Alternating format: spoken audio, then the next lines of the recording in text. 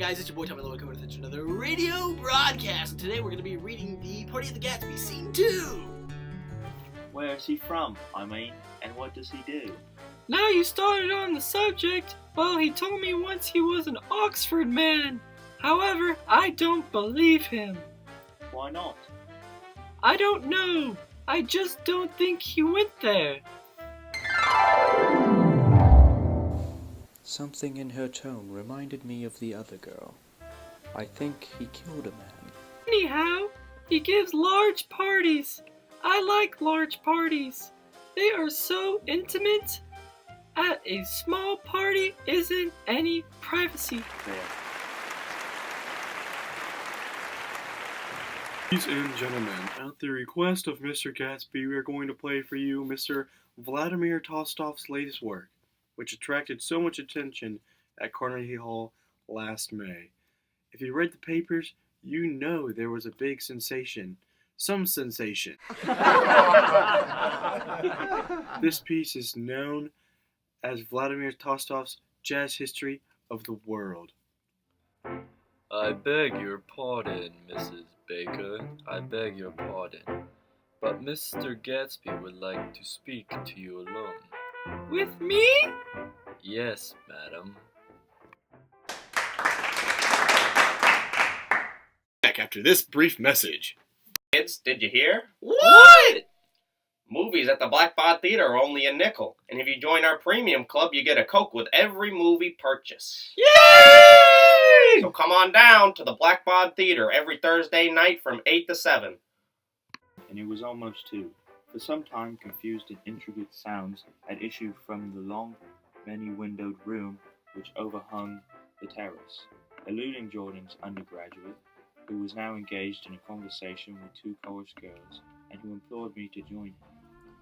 I went inside. The large room was full of people.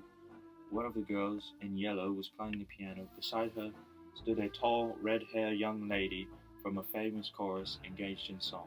She had drunk a quantity of champagne, and during the course of her song, she had decided that everything was very, very sad.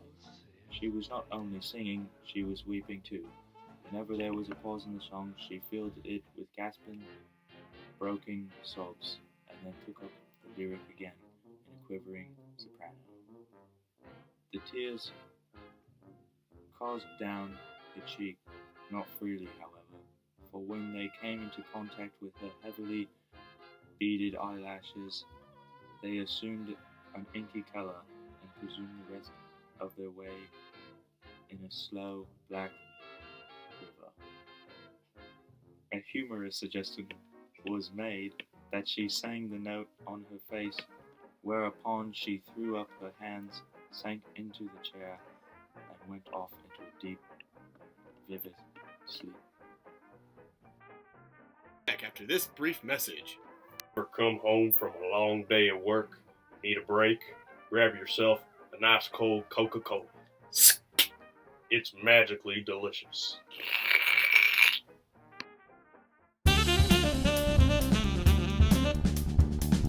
So whenever he sees I'm having a good time, he wants to go home. Never have I heard anything so selfish in my life. We're always the first ones to leave. So are we. Well, we're almost the last tonight. The orchestra left half an hour ago. I've just heard the most amazing thing. How long were we in there? Why? About an hour. It was simply amazing, but I swore I wouldn't tell it, and here I am tantalizing you. Please come and see me. Phone book. Under the name Mrs. Sigourney Howard, my aunt. Don't give it another thought, old sport. And don't forget, we're going up in the hydroplane tomorrow morning at 9 o'clock. Philadelphia wants on the phone, sir. Alright, in a minute. Tell them I'll be right there. Good night. Good night. Good night. Good night, old sport. Good night. See! It went in the ditch! What happened?